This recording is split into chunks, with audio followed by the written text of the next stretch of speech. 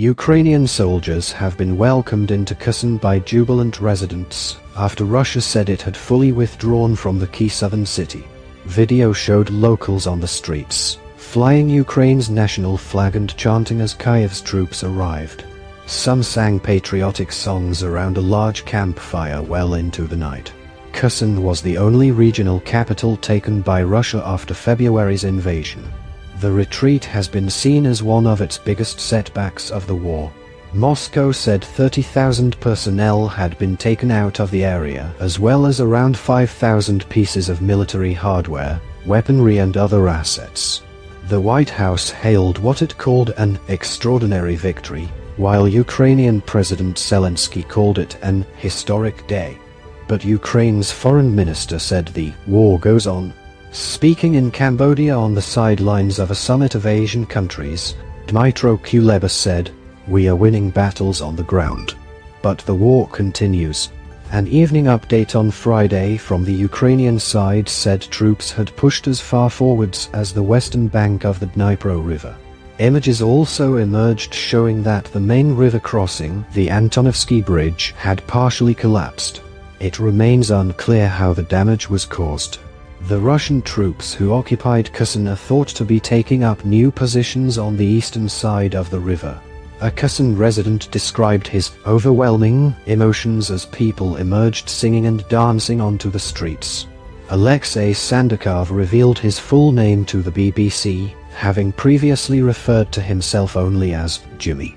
He said Kherson was free now. It's different. Everyone is crying since this morning. He added that everybody wanted to embrace the arriving Ukrainian soldiers. The city's change of control followed a rapid Ukrainian counter-offensive in recent months, in which Kyiv said it had recaptured 41 settlements near Kherson. In his evening address, President Zelensky said the people of Kherson were waiting and never gave up on Ukraine. He added that residents had been working to remove any traces of the occupiers' stay from the streets, including Russian symbols. Meanwhile, a spokesman for Russian President Vladimir Putin denied the move represented a humiliating defeat. For weeks, the Kremlin has regarded Kherson and its locality as its own territory, after running so-called referendums in 4 occupied provinces of East and South Ukraine. These votes were widely discredited by the international community, and Ukraine kept up its efforts to take back the affected land.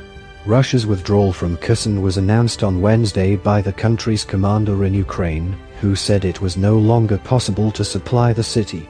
Although there was little evidence of any Russian retreat on Thursday, Ukraine claimed advances of up to 7 kilometers on 2 axes as its troops pushed forwards. Events continued to move quickly on Friday. Initial reports that the Russians had abandoned Kherson came from locals.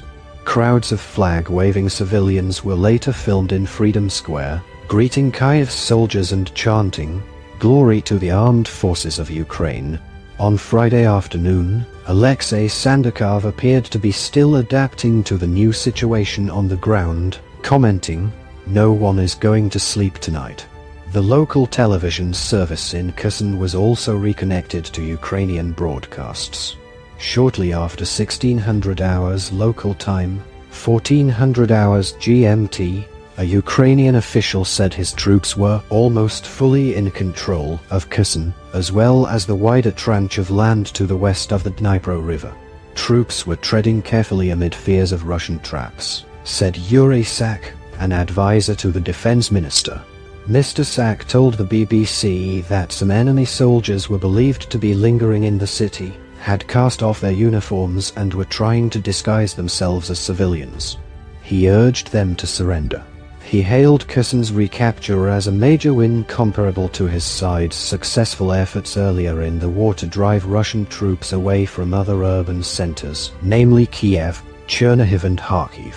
But he said he remained cautious, citing the possibility of Russian retaliations, and referring to a missile attack in Mykolaiv earlier in the day, which allegedly killed at least 7 people.